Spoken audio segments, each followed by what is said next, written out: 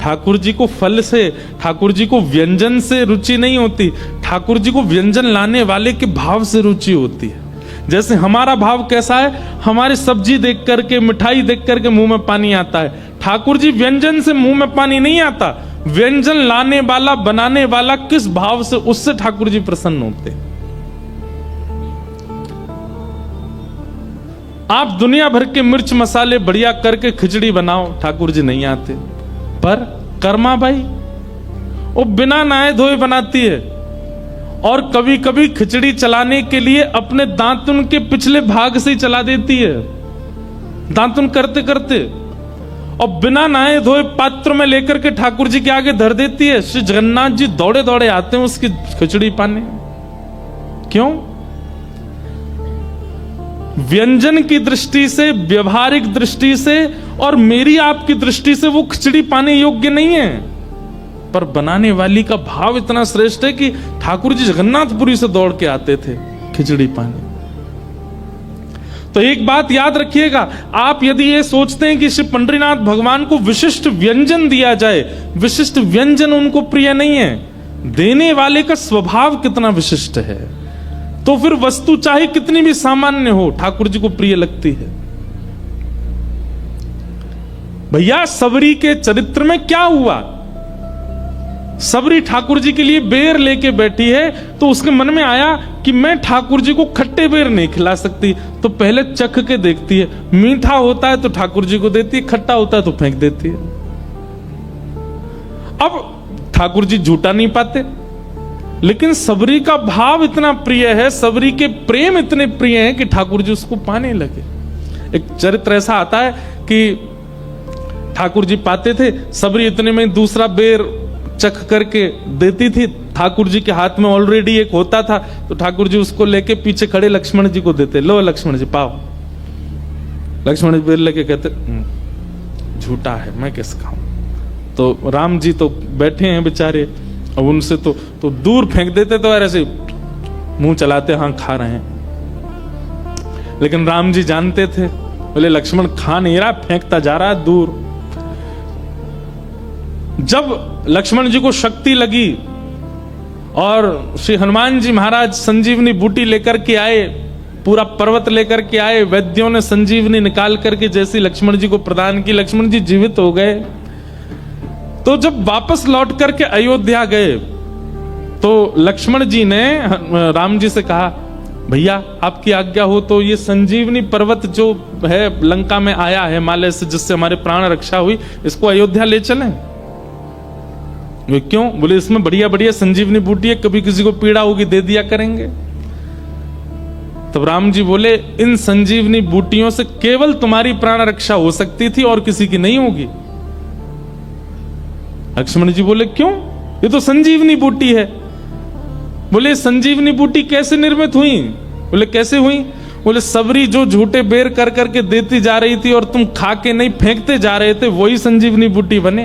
वो सबरी के झूठे उच्छिष्ट बेर ही संजीवनी बूटी बने, और उनसे ही तुम्हारी प्राण रक्षा हुई है। इससे तुम्हारी ही प्राण रक्षा होती और किसी की नहीं होती। भाई राम रावण युद्ध में तो लंका में इतने सारे राक्षस भी मारे गए, स्वयं रावण भी मारा गया, संजीवनी पर्वत तो वहीं था, लाके बूटी कोई दे देता उनको, बच जाते वे लोग भी। पर नहीं, केवल लक्ष्मण की प्राण रक्षा हुई, क्योंकि वो सबरी के उच्छिष्ट बेर, उसके मुख में अमृत है, प्रेम का अमृत, भाव का अमृत, भक्ति का अमृत, उससे बचे वो तुम। तब लक्ष्मण जी बोले, मैं भाव समझ नहीं पाया सबरी का।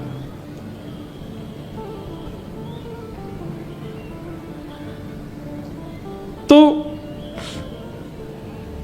व्यंजन प्रिय नहीं है ठाकुर जी को, व्यंजन लाने वाला, बनाने वाले का भाव प्रिय है। अगर किसी ने पहले वस्तु का सेवन कर लिया, भले ही वो फल ही क्यों ना हो, एक साथ फल रखे थे, उनमें से पहले किसी ने पा लिया, तो उन फलों, उन बाकी के फलों का भोग ठाकुर जी को नहीं लग सकता, ये नियम है। पर कहीं कहीं भक्तों के चरित्र में ऐसी लीलाएं भी आती हैं। अब मैं तो मेरे तो बहुत सारे चरित्र आते हैं, तो मैं सब सुना दे रहा हूं। हमारे ब्रज में हुए श्री गोविंद दास, कौन?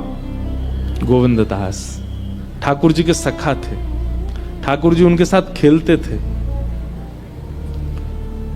तो गोविंद दास एक बार क्या हुआ कि ठाकुर जी की प्रसादी सिद्ध हुई रसोई घर में, और रसोई घर में प्रसादी बड़े नियम से सिद्ध होती है, मुंह पे कपड़ा बांध करके और बिल्कुल अपरस में रसोईया सिद्ध करते हैं प्रसादी मंदिरों में।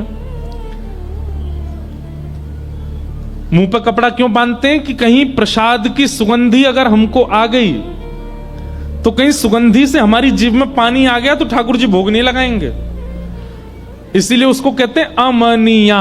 क्या बोलते हैं? अमनिया।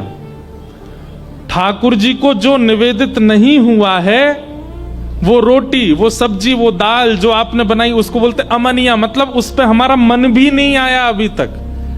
ठाकुर जी पाएंगे उसके बाद हम उसका सेवन करेंगे, इसलिए उसको अमनिया कहा जाता है। इसलिए कई बार कई भक्त लोग आते हैं ना, कुछ खीर बना के लाते हैं, हलवा, तो मैं उनसे पूछता हूं अमनिया है? तो बोलते हैं क्या? मैं कहता तो अमनिया है? तो बोलते अमनिया मतलब, मैंने कहा शुद्ध है ना, भोग तो नहीं लगा, किसी ने पाया तो नहीं? हाँ हाँ हाँ शुद्ध है। अमनिया का मतलब जिसपे आपका मन, खुद का भी मन ना आया हो अभी तक, जिसकी सुगंधी आपको नहीं पता हो, जिसकी सुगंधी, जिसका स्वरूप आपको अभी नहीं भाया हो, केवल ठाकुर जी को भोग लगे, उसको अमनिया कहते हैं। अब इसमें कई पद्धतियां हैं अलग अलग संप्रदायों की। कई मंदिरों में चखिया होते हैं। चखिया कैसे होते हैं? वो भोजन पहले चख लेते हैं, ठाकुर जी के लायक है कि नहीं, फिर ठाकुर जी को भोग लगता है। कई मंदिरों में ऐसा नहीं होता। तो रसोईया प्रसादी लेकर के जा रहे थे, तो बीच रास्ता में गोविंद दास बैठे थे, रसोई और मंदिर के बीच में। तो गोविंद दास बोले, ए रसोईया बाबा, एक काम करो, थाली यहीं धर दूं, मैं पालूं पहले। रसोईया को बड़ा गुस्सा आया, बोले ठाकुर जी को भोग लगा नहीं है, ठाकुर जी को निवेदित हुआ नहीं, और तुम कैसे कह रहे हो कि हमको दे दो, ठाकुर जी को भोग लगेगा पहले। बोले अरे नहीं नहीं नहीं, ठाकुर जी को बाद में लग जाएगा, पहले मुंह पवाओ। तो रसोईया ने थाली ले जा करके रख दी रसोई घर में, और दौड़ करके गोसाई श्री विठलनाथ जी, जो श्रीनाथ जी के प्रमुख सेवक थे, उनसे जाकर के शिकायत कर दी। बोले गोविंद दास के ऊधम दिन प्रतिदिन बढ़ते जा रहे हैं। बोले आज क्या हो गया? बोले मैं भोग लेके जा रहा था ठाकुर जी के लिए, और ये गोविंद दास बीच रास्ता में ही कह रहे हैं मोए पहले पवा दो, और जिद कर रहे हैं, बोले ठाकुर जी बाद में पाएंगे, पहले मैं पाऊंगा। गोसाई जी बोले ये तो गलत है, ठाकुर जी की प्रसादी पहले कैसे पालेगा, बुला के लाओ उसको। तो गोविंद दास सामने आए। गोसाई जी बोले, ए गोविंदा, तुम क्या कर रहे थे आज? ठाकुर जी का भोग लगा नहीं, तुम पहले ही मांगने लगे प्रसाद। तो गोविंद दास के नेत्र बंद हो गए, सजल हो गए। बोले जय जय जी, आपको लाला ठाकुर जी जो है कहा है ना, जे तो भोग पाते ही और अपनी लकुटी उठामे, छड़ी उठामे, बंसी उठामे, गैया चरावे वन में चले जाएं,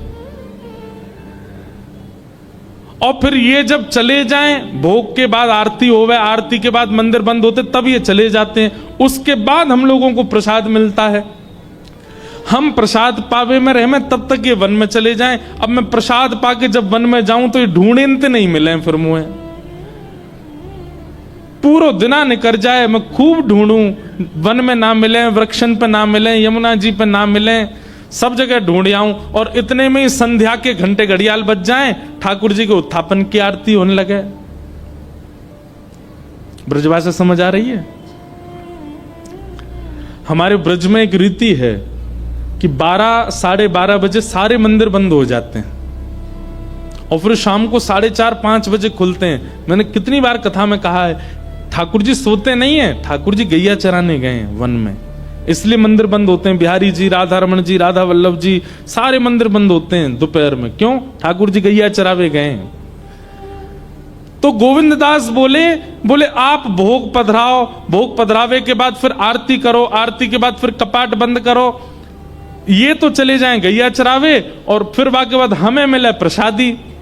और प्रसादी में इतने सारे भक्ता में कि धीमे धीमे पूड़िया में, धीमे धीमे सब्जिया, इतना विलंब है जाए कि ठाकुर जी फिर हम ढूंढवे जामे तो जंगल में ढूंढते नहीं मिले। या हमारे मैं कह रहा हूं पहले ही पवाए दो, ताकि मेरा पेट भर जाए तो मैं लाला के संग जंगल चलो जाऊंगो गैया चरावे। ये सुनकर के गुसाई जी के नेत्र सजल हो गए कि भाई इस कलिकाल में आज भी गोविंद दास को ठाकुर जी का अनुभव होता है। ये ठाकुर जी के साथ तब से उन्होंने नियम बना दिया, वो जब तक गोविंद दास है इसको पहले ही पवा दिया करो, ताकि ठाकुर जी के संग गैया चराने जा सके। ऐसे कुछ भक्तों के लिए ठाकुर जी ने ये अधिकार दिया, क्योंकि उनका भक्ति भाव, उनका प्रेम भाव सख्य की स्थिति में, ठाकुर जी को वो सखा मानते हैं। गोविंद दास जी का अगर आप चरित्र सुनोगे तो कई विषयों पर आपको विश्वास ही नहीं होगा। एक प्रसंग सुनाऊं, हो सकता है कई लोगों के मन में ये आ जाए ये कैसे हो जाएगा, पर ये है। गोविंद दास एक दिन सुबह सुबह जंगल में शौच के लिए गए थे। शौच समझ रहे हैं ना, तब बाथरूम तो होते नहीं थे, जंगलों में ही जाते थे लोग। सुबह सुबह शौच के लिए गए तो गोविंद दास को इतना प्रिय मानते थे ठाकुर जी, सखा मानते थे अपना। हमारे श्रीनाथ जी को पता चली गोविंदा जंगल गए हो है, ठाकुर जी भी पहुंच गए। अब यहां गोविंद दास निवृत्त हो रहे हैं जंगल में, और ठाकुर जी ने देख लिया, अच्छा वहां बैठो है। सो ठाकुर जी बेर तोड़ तोड़ के लाए और पीछे से ऐसे मारने लगे उन्होंने। और गोविंद दास ने देखी कायरो है, तो देखे ठाकुर जी तो बेर मार रहे हैं। अब इस बात पर कौन विश्वास करेगा, पर ये लीला है, ठाकुर जी करते थे गोविंद दास के साथ।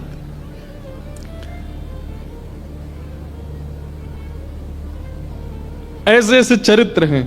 और फिर पता गोविंद दास क्या करते, जो बेर उनमें पड़ता बैठी बैठी अवस्था में पकड़ के वो ठाकुर जी पर मारते थे। अब सामान्य व्यक्ति देखे तो उसके मन में आ जाएगा राम राम राम राम, अपवित्रता का ध्यान नहीं कर रहे हैं राम ठाकुर जी पे, पर ठाकुर जी उनको सखा मानते हैं अपना। हुआ ऐसा था कि भगवान केवल 11 वर्ष ब्रज में रहे। जब श्री कृष्ण आए तो केवल 11 वर्ष ब्रज में रहे। ठाकुर जी की लीला करने का अभी और मन था, ऊधम करने का अभी और मन था, ठाकुर जी वो ऊधम कर ही नहीं पाए। इसलिए ठाकुर जी कलिकाल में दोबारा श्रीनाथ जी के रूप में प्रकट हुए, और फिर प्रकट होकर सूरदास, कुम्मनदास, गोविंद दास, छीत स्वामी और इन सब अष्ट सखाओं के साथ ठाकुर जी ने फिर दोबारा से वही सब क्रीड़ाएं की। उसमें से श्रीदामा का जो रूप, जो ठाकुर जी के मित्र श्रीदामा हैं, वही कलयुग में गोविंद दास बन के आए। तो ठाकुर जी को लज्जा नहीं होती थी। एक लीला ऐसी आती कि एक दिन ठाकुर जी गोविंद दास के ऊपर चढ़ गए और बोले अब घोड़ा बन जा, मुझको शेर करा। तो गोविंद दास ऐसे चल के उनको घोड़ा बन के घूम रहे थे। इतने में गोविंद दास रुक गए। ठाकुर जी बोले का भयो, जय जय नेक उतर जाओ। बोले काय को, मोकू नेक लघु शंका लगी है, नेक में चलो जाऊं। ठाकुर जी बोले बावड़े, कोई घोड़ सवारी करे और घोड़ा को लघु शंका लगे तो घोड़ा बातें बोले कि उतर जाओ, मैं लघु शंका जाऊंगो। गोविंदास बोले ना ना वो तो ना बोले। बोले वो कहा करे, बोले सवारी बैठी रहे, वो तो वैसे ही कर ले। बोले तू भी वैसे ही कर। और आप विश्वास नहीं मानेंगे, गोविंद दास ने सोचा कि नहीं नहीं नहीं, मैं ठाकुर जी की सेवा में हूं, मैं पूर्ण रूपेण सेवा में ही रहूंगा। इस वक्त मैं घोड़ा हूं तो मुझे घोड़े का ही भाव रखना है, और धोती में ही। और किसी ने यह दृश्य देख लिया और जाकर के गुसाई जी को शिकायत कर दी। बोले गोविंद दास बिल्कुल उसने आचार मर्यादा सब पानी में बहा दी, ऐसे कर रहा था जंगल में। गुसाई जी ने बुलाया, तब तो गोविंद दास ने बताया। बोले जय जय बैठे पीठ पे, मोते बोले अब तू घोड़ा है भैया, कोई घोड़ा कहे कभी कि भैया उतर जाओ, मैंने जा रहा हूं जंगल झाड़ी है क्या आऊं, घोड़ा तो चल तो फिर तो कर ले, या हमारे मैंने कर ले। गुसाई जी ने तब से नियम बना दिए। बोले भाई गोविंद दास की कोई शिकायत मत किया करो मुझसे, उसको सब चीज की छूट है। क्यों, वो ठाकुर जी उसके संग ही रहते हैं। ऐसे सखा श्री गोविंद दास।